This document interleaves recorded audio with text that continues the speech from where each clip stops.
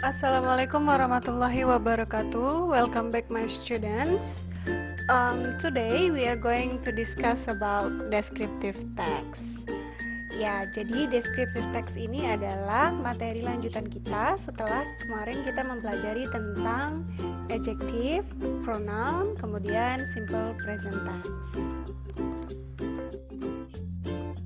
Ya, ini adalah kompetensi dasarnya atau base competence untuk materi descriptive text. Untuk yang pengetahuan, itu kita sudah berada di 3.7, membandingkan fungsi sosial, struktur teks, dan unsur kebahasaan dari beberapa teks deskriptif lisan dan tulis dengan memberi dan meminta informasi terkait dengan deskripsi orang, binatang, benda yang sangat pendek dan sederhana sesuai dengan konteks penggunaannya.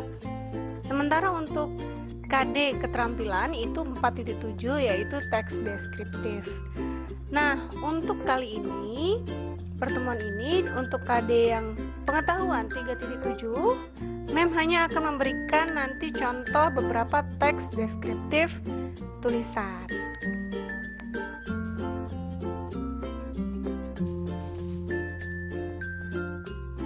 Selanjutnya, ini ada objective of the learning atau tujuan pembelajaran. Nah, untuk tujuan pembelajaran kita ada 4 step. Yang pertama, the students are able identifying the social function of descriptive text. Nah, jadi nanti siswa-siswi Mem bisa mengidentifikasi fungsi sosial dari teks-teks deskriptif yang diberikan. Kemudian yang kedua, the students are able to compare the generic structure of descriptive text. Nanti kalian itu bisa membandingkan struktur teks dari teks-teks deskriptif. Nah, kemudian yang ketiga, the students are able to determine the language feature of descriptive text. Nah, kalian juga nanti harus bisa menentukan unsur kebahasaan dari teks deskriptif yang diberikan. Nah, ini semua nanti akan Mem jelaskan satu-satu, yaitu fungsi sosial itu apa, kemudian struktur teks deskriptif teks itu seperti apa, kemudian unsur kebahasaan dari teks deskriptif teks itu terdiri dari apa-apa saja. Nah, yang terakhir, tujuan pembelajaran kita untuk materi descriptive text adalah the students are able to make mind mapping of descriptive text given. Nah, berarti semua siswa-siswi Mem nanti akhirnya itu bisa membuat peta konsep untuk setiap teks deskriptif yang diberikan. Oke, next. Nah, di slide kali ini ada 2 questions and I want you remember the questions. The first question is what picture is it? And then the second is that where is the picture located? Nah, berarti setelah slide ini Mem akan memberikan sebuah gambar di mana gambar itu harus kalian tebak ya dengan clue pertanyaannya 2 pertanyaan ini. Okay, here we go. This is the picture what I'm talking about. Now it's time to you to guess what picture is it and where is the location of the picture. Ya, jadi Mem kasih waktu kamu untuk berpikir sebentar, mengingat-ingat di mana kamu pernah melihat gambar ini. Apakah masih di Indonesia? Apakah masih di Batam? Apakah ada seperti ini? Kemudian atau di luar kota? Nah, silakan ditebak-tebak.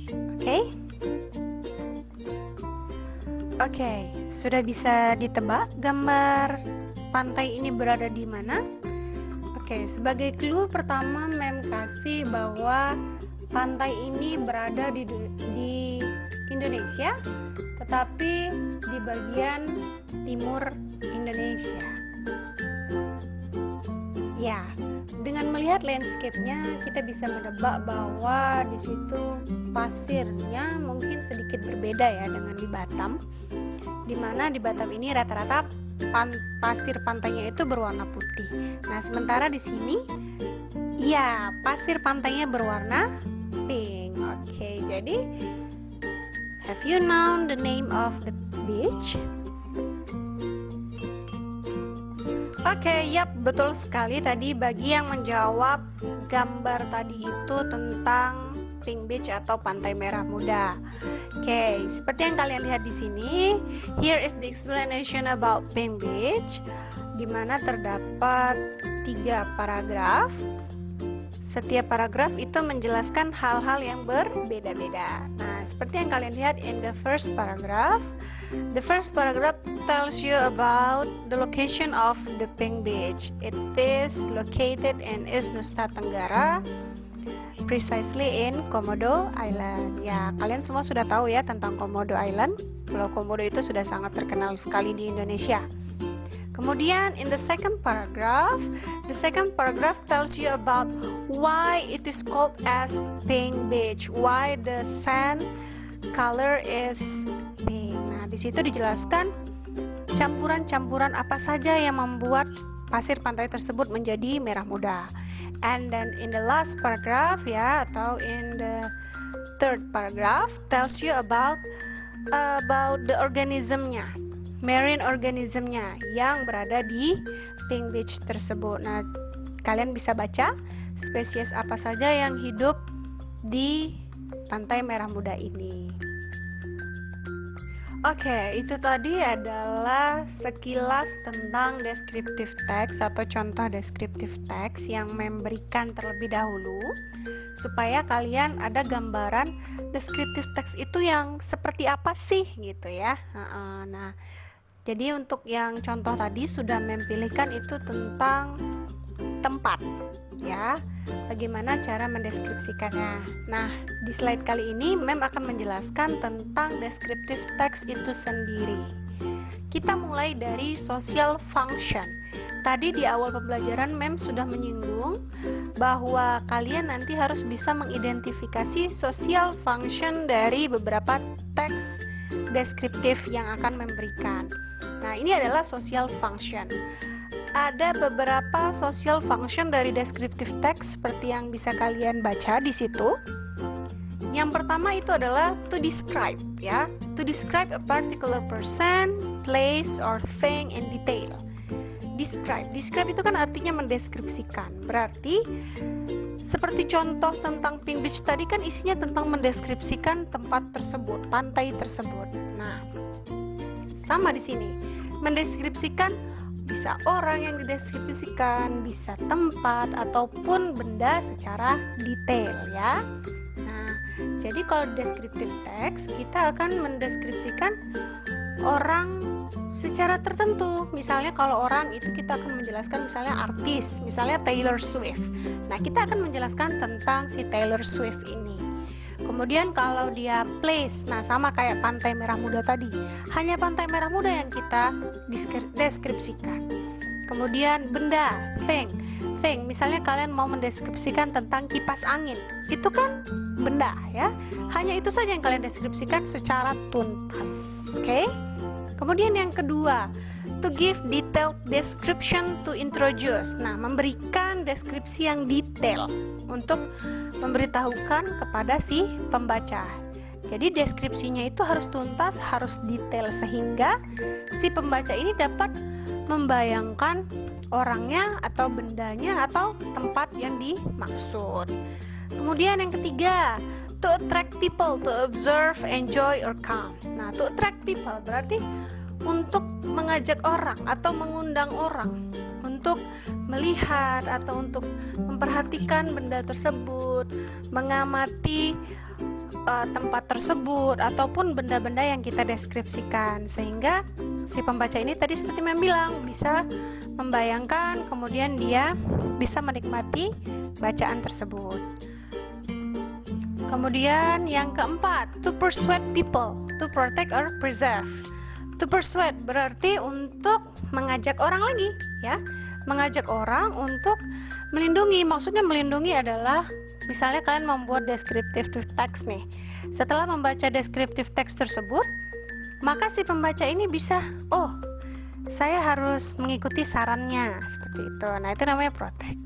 Kemudian Yang kelima itu ada to introduce something. Introduce berarti artinya untuk memperkenalkan sesuatu. Nah, melalui deskripsi itu ya kalian bisa memperkenalkan sesuatu yang mungkin orang-orang sekitar kalian belum tahu atau belum paham. Dengan memberikan deskripsi yang seperti itu, orang-orang akan tahu apa yang mau kalian sampaikan ini. Oke? Kemudian yang terakhir, to make people laugh or interested, untuk membuat orang mencintai atau menyayangi ataupun tertarik ya dengan hal-hal yang kita deskripsikan tadi, bisa orang, tempat maupun benda. Oke, that is the social function of descriptive text. Jadi dari judulnya saja kita sudah tahu, descriptive text berarti teks ini akan mendeskripsikan sesuatu. Oke? That is about social function. Next, kita akan ke generic structure.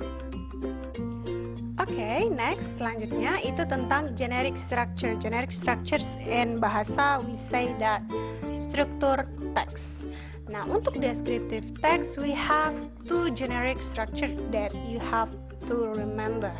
The first one is about identification and then the second one is description, which both of them interrelated ya. Jadi dua generic structure, yang pertama identification atau identifikasi, kemudian yang kedua adalah description atau deskripsi detail yang mendukung si identification. Oke, kita mulai dari identification. Identification itu identifies thing or person being described, atau dalam kata lain ini adalah main idenya ya, topik utamanya. Jadi di identification kalian harus memberitahukan bahwa apa yang akan kalian deskripsikan, apakah itu tentang orang, tempat ataupun benda. Nah, identification ini biasanya berada di paragraf pertama, di kalimat pertama. Nanti kita akan lihat di contoh kalimat dalam paragraf teks deskriptif ya. And then the second one, description. Nah, description di sini adalah to describe parts, qualities, and characteristics. Berarti description di sini berfungsi memberikan deskripsi tambahan, ya, deskripsi detail untuk mendukung si identification tadi. Ya, dia akan memberikan penjelasan lebih lanjut, bisa tentang bagian-bagiannya, kemudian kualitasnya, kemudian karakteristik dari apa yang kalian deskripsikan tadi. Masih ingat tadi yang tentang Pantai Merah Muda? Di awal kalimat dia menjelaskan tentang Pantai Merah Muda itu terletak di kota mana, ya. Nah, setelah itu di paragraf kedua dia menjelaskan lagi tentang Pantai Merah Muda itu, tentang mengapa pasirnya itu berwarna merah muda. Nah, itu sudah masuk ke dalam description-nya. Kemudian yang ketiga, dia menjelaskan tentang kehidupan lautnya, kehidupan yang ada di dalam Pantai Merah Muda tersebut. Nah, itu masuk ke dalam deskripsinya. Ya, itu yang disebut dengan description. Jadi untuk generic structure descriptive text kita ada dua. Yang pertama identification, yang kedua adalah description.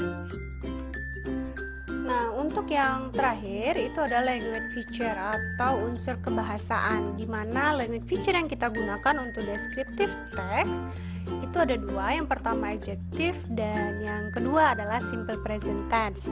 That's why in the preceding materials I have teach you about adjective and simple present tense ya. Jadi makanya sebelum masuk ke descriptive text, kemarin Mem sudah mengajarkan terlebih dahulu tentang adjective dan simple present tense. Mem tidak akan mengulang kembali materi tersebut, hanya saja Mem akan memberikan penjelasan secara singkat saja ya, di mana adjective ini adalah kata sifat. Contohnya seperti beautiful, angry, handsome, kemudian ada pink, white, many, ya, dan lain-lain. Seperti itu adjektif kata sifat. Kemudian yang kedua adalah simple present tense. Simple present tense is very crucial material for descriptive text because if you cannot master simple present tense, then you cannot write down about descriptive text, ya. Jadi makanya kemarin waktu kita di simple present tense agak sedikit lama materinya membuat karena kalian harus benar-benar paham. Apalagi simple present tense kemarin kan terbagi dua ya kalimatnya. Ada verbal sentence, kemudian ada nominal sentence. Nah, verbal dan nominal sentence inilah yang akan kalian gunakan nanti ketika kalian membuat descriptive text. Di mana verbal sentence itu kita gunakan verb, ya, di mana dalam kalimatnya terdapat verb atau kata kerja seperti buy, stay, live, kemudian wash. Nah, seperti itu. Itu adalah verbal sentences. Nah, tapi kalau dia nominal sentence, kalian harus paham penggunaan to be karena nanti di setiap kalimat nominal dia akan menggunakan to be is atau am atau are. It depends on the subjects, ya. Subjeknya apa, maka to be-nya nanti juga apa.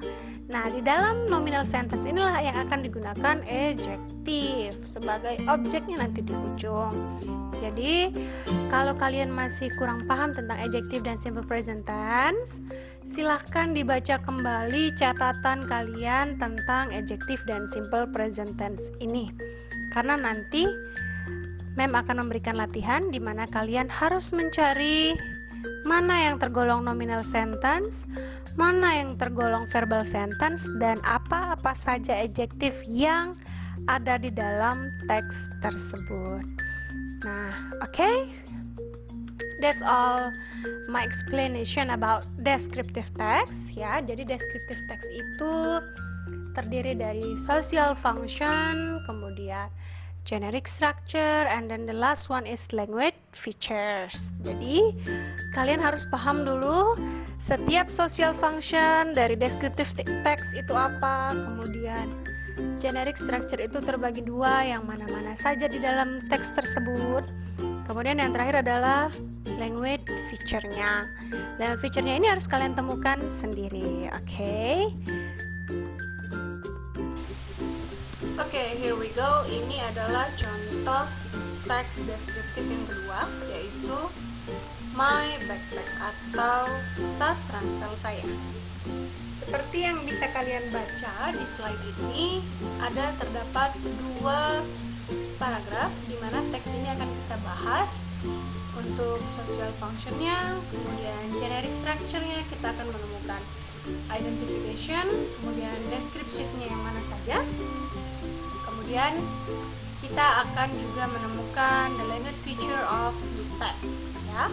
Language feature-nya consists of adjective and simple present tense. Nah, untuk yang simple present tense, kita hanya akan menemukan penggunaan verb and then the to be, ya. Silakan dibaca teksnya terlebih dahulu, kemudian silahkan tentukan apa social function dari teks ini.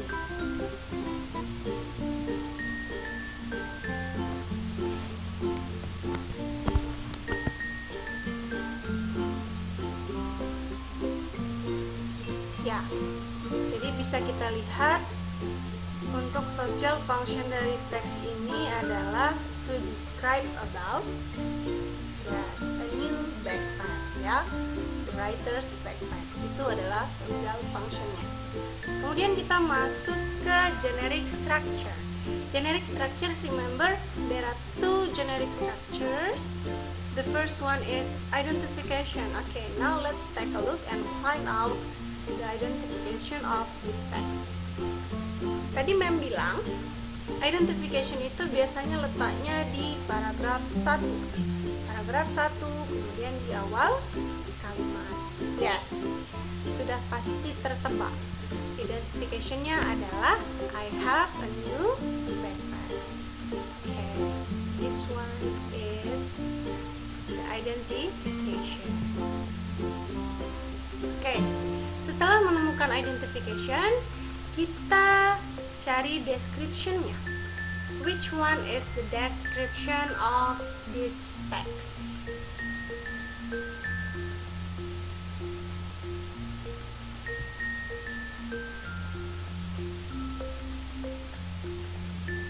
Ya, description-nya adalah ini dia. The rest of the text, ya. Jadi sisa dari atau selain identification, itulah description dari si teks ini, ya. Jadi semua kalimatnya itulah yang memberikan deskripsi tambahan untuk backpack ini, dimana di paragraf pertama bisa kita lihat dia menjelaskan tentang warnanya, kemudian kapan si writer ini menggunakan backpack ini, kemudian backpack ini terbuat dari bahan apa, ya. Itu dia untuk paragraf 1. Kemudian untuk paragraf 2 kita lihat dia menceritakan apa. Yes, dia menceritakan tentang bagian-bagiannya. Karena di awal kalimat paragraf kedua dia bilang my backpack has several parts. Ya, di bagian pertama itu ada apa, kemudian di bagian kedua ada apa, kemudian di bagian ketiga juga ada tempat untuk menaruh apa, ya, seperti itu. Nah, oke. Selanjutnya kita akan melihat, nah, yang dibulat-bulatkan ini adalah tergolong ke adjektifnya. Ada light green, strong, small. Ini semua tergolong adjektif. Oke, next. Sekarang kita lihat untuk simple present tense-nya. Simple present tense silahkan langsung dicari verb-nya yang mana saja, kemudian to be-nya yang mana saja.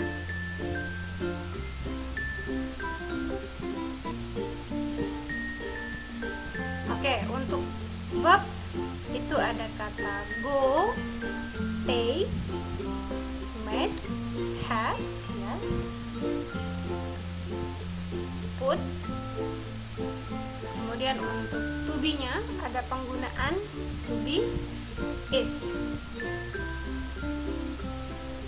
Nah, ya, itu adalah simple present tense-nya. Karena simple present tense, maka verb yang digunakan adalah verb 1. Nah, untuk yang slide ini adalah contoh mind mapping dari my backpack. Remember, the last objective of our learning today is you can make the mind mapping of the descriptive text given. Nah, jadi I have given you the text about my backpack and then you have to make the mind mapping. This is the example of the mind mapping, ya. Jadi the identification-nya tadi kan tentang my backpack. So jadi gambar utamanya, ya, main picture-nya adalah backpack-nya. Backpack-nya pun harus sesuai. Tadi kalau dibilang the color of the backpack is light green. Nah, ini the example-nya backpack-nya di sini the color is light green, ya. And then after the color, nah, you can see the parts, ya. Parts of the backpack. Tadi there are several parts of the backpack. There are 3 parts, ya.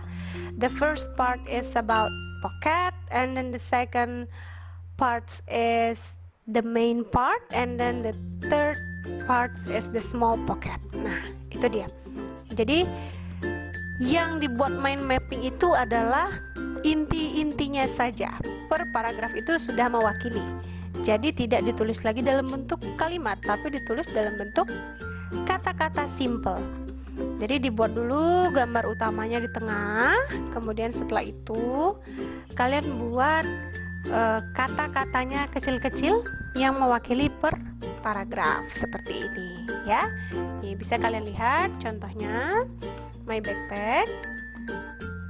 Ada colornya, kemudian color ini berwarna light green. Kemudian untuk parts-nya itu ada 3 parts tadi kan. ada pocket, main part, and small pocket. Okay? Nah, inilah contoh mind mapping. Nah, for the next slide, I will give you some descriptive text. Ya, ada beberapa descriptive text yang akan memberikan tugasmu adalah silahkan temukan social functionnya, generic structure, and then the language feature, dan terakhir kamu buat mind mappingnya. Oke, kita sampai di latihan ya. For activity 1, I will give you 2 descriptive text. And your task is that the first one, please find out the social function of text 1 and text 2. And then the second task is that you please find the generic structure of the text 1 and text 2. It consists of identification and description. Okay, and then the third task is that please find the language feature, consists of simple present tense, ya, nominal sentence, and verbal sentence, and the adjective. Please find out as many as you can from the text, the adjectives, ya. And then the last task is that please make mind mapping of text 1 and text 2. For text 2, I will give you in the next slide. Here we go for the text 2 ya. Ini dia untuk text 2-nya. Tugasnya sama dengan text 1. Temukan social functionnya. Kemudian yang kedua, temukan generic structure ya, terdiri dari identification and description-nya. Kemudian yang ketiga, language feature, please find the adjectives ya, as many as you can. And then the simple present tense, please find out the sentences of nominal sentence and verbal sentences. Ya, terakhir, please make mind mapping each text ya. Buat mind mapping untuk setiap teksnya. Okay, that's all about descriptive text. I hope you enjoy the video and you can understand my explanation. If you do not understand ya, atau kalian kurang mengerti, you can repeat the video for information clearly. Okay, thank you for watching. Assalamualaikum warahmatullahi wabarakatuh.